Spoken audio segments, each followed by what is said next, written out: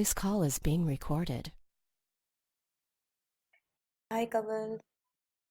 Hello, How are you? I'm doing good. How are you? I'm good as well. Did you check out the email that I sent? No, did you just send it right now? No, sent it last around I think 6, 7 hours ago in the Okay, morning. let me check real quick. Sorry. No, that's not an issue. You can check it right now and we'll go through the questions. It was basically just a list of questions that the potential questions that I would like to ask you. So I just wanted Okay. you to take a look. Okay, so can you please go ahead and Yeah, I'm getting into it right now. Just give me.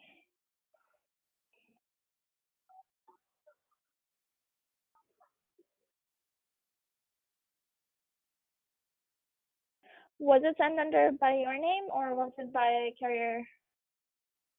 No, it was by my name, Amna at careertuners.com.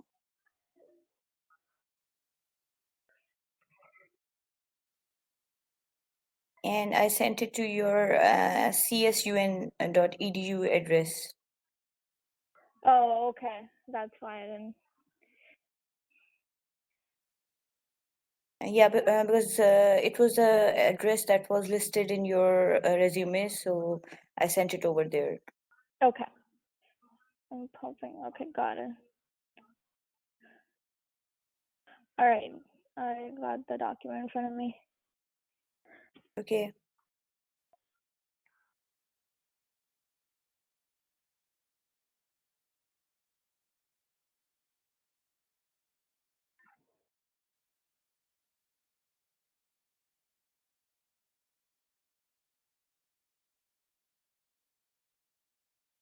Okay, so you want me to answer one by one or how do you want me to go about it? Oh no, it was just for you to take a look, and these are just a potential questions. We are just going to do a conversation, and it Okay. as soon as the question comes in, you can answer it. So it's like a back and Okay. forth thing, not Sounds good. not.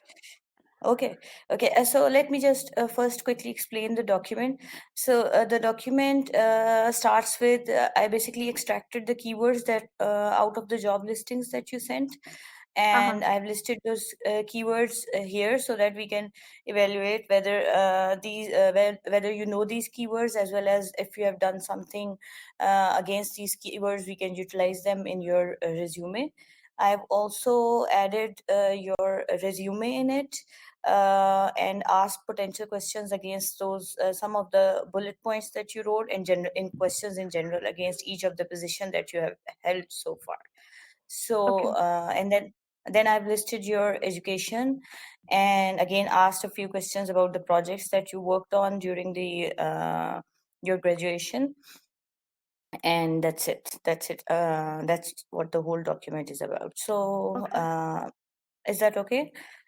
Yeah. Okay. So I think let's start with a few basic questions. First of all, I've read the questions that the answers that you have written about the challenge that you have faced so far, and then you have we just asked you if there's anything you would like to emphasize in your resume. So can you let me know any of the specific experiences or anything that is not mentioned here? I think I pretty much like um so the one that I wanted to emphasize more on, right? So like mostly the management stuff I did, I just wasn't sure that if it was any importance because it was a management experience from McDonald's. So that's something that because my issue this whole time was that I was working so much that I never had time to do something on campus or be actively participating on campus. So I don't have any background in terms of that I can highlight rather than just my job experience. So that's pretty much what I have in terms of experience. Okay, but I can see like your education, it is very, very relevant to the job listings that you have applied. So we can extract a lot of things from there. And then you have written, for example, in McDonald's that you gave training to employees. So one of the keywords is giving training to employees. So we can maybe transfer those skills to this one Okay. as well. So Okay. it's not like you have, you don't have to worry about it. You've done quite some things because you're going to be a fresh graduate soon, and besides all these job listings are entry level. So this is a good enough, I think. You have a lot of experience as well as you've been studying, so it just both these things boost each other up. So you were studying full time at CSU, or was it a part-time thing? Yeah, it's been full time. I transferred from a different college, so since I've been here, I've been full time the whole time, and then I was working also. So it's been continuous. Okay, so you have mentioned in your LinkedIn profile that you did an associate degree as well. Yes, Was this the college you transferred from? yes, that's the Moore Park College. Yeah, Okay, so you didn't complete that degree, or did you complete the associate degree and then move to CSU? I completed it. Yes, so I just recently got so it's been a year in season. So when I transferred, I had my associate degree completed.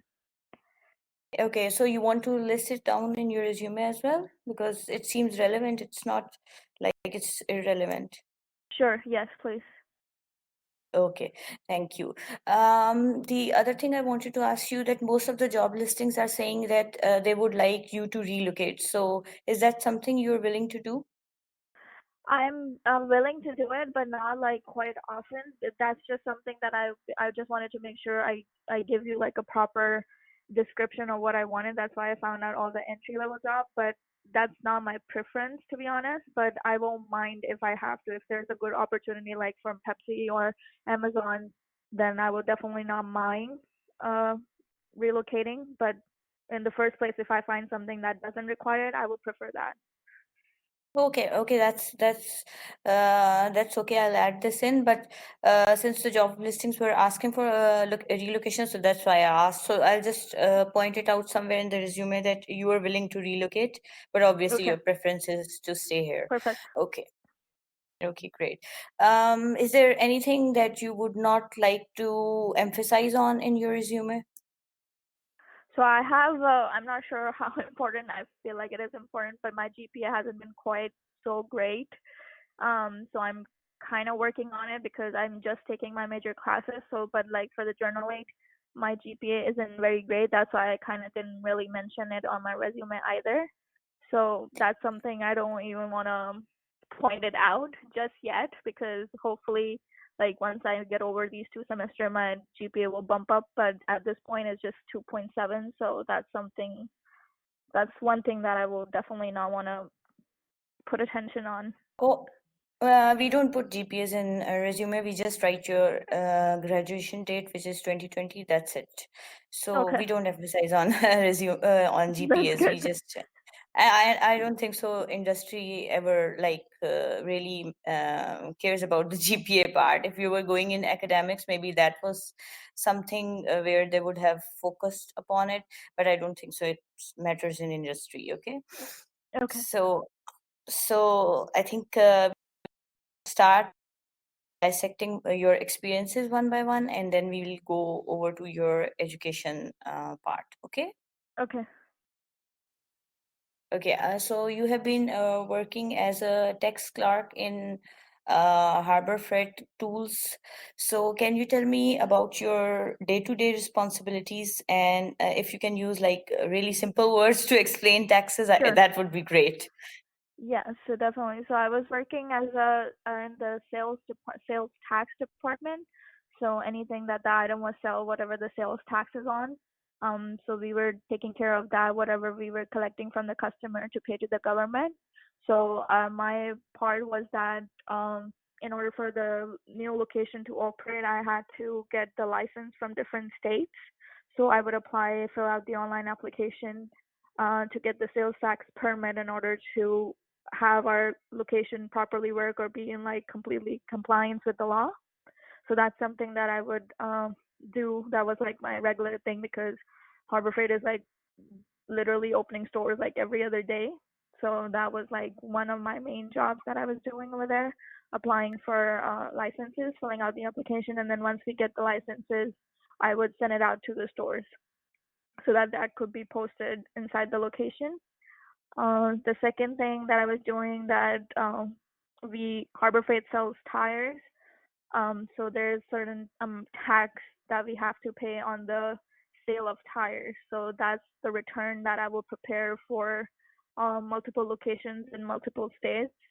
So that was something, a giant spreadsheet that I would get the data from different departments and I will combine it to get the information. From that information, I will get the numbers that I need in order to file those returns with these states. So that's another thing that I was doing. And then a journal, basic journal entries that I was doing. I wasn't doing quite a lot of journal entries because my main focus was the tire tax return. But Okay. the few journal entries that I was doing was just like a audit one or related to basic sales tax information that I was getting at the month end. Okay. So when you talked about opening new store locations and then filing their tax permits, did you have to do anything about selecting the location or like checking the proximity or anything like this, or it was just once the store was open, you just had to file the Yeah, no, sales?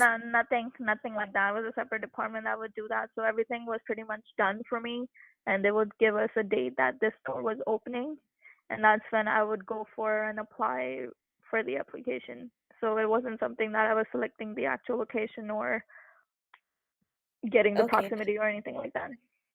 Okay. Okay. So can you explain the process or the steps taken to actually file the permit or ask for the permit?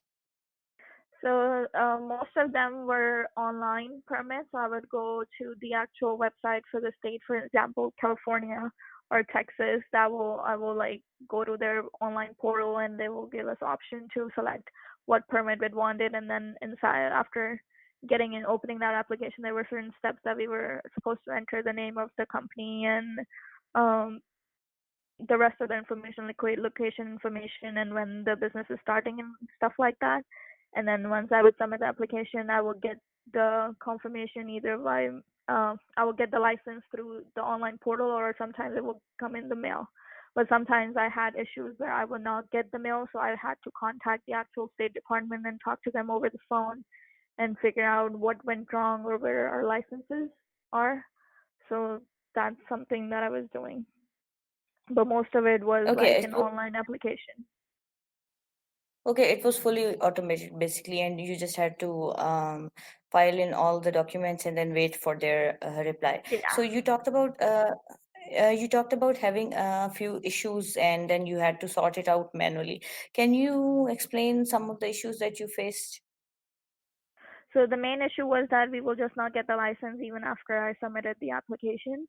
So I will find the number online for their customer service or their department specific to sales tax, and then I will call them and then talk to the agent, provide them with the necessary information they're looking for with our account number and stuff.